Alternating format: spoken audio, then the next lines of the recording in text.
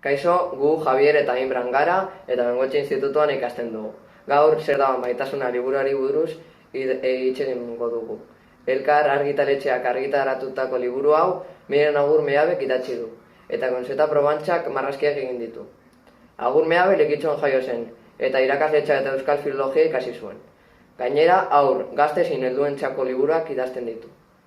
Konseta Probantxak Urretxun jaio zen, eta arte ederrak ikasi zituen. Horrez gain, ilustratzailea eta diseinatzailea da.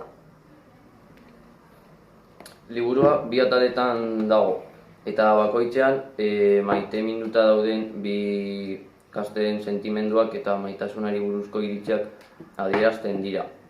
Liburua oso laburra da eta oso azkar irakurtzen da. Liburua ulermenaren aldetik ez dago oso ondo, ez delako oso ondo ulertzen, batez ere liburuan agertzen diren poemak.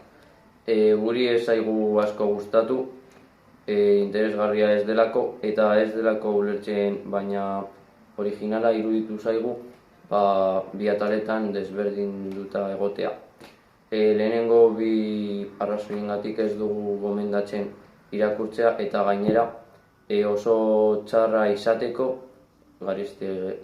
garestiegia da. Hau izan da gure iritzia eta espero dugu zuei gustatzea.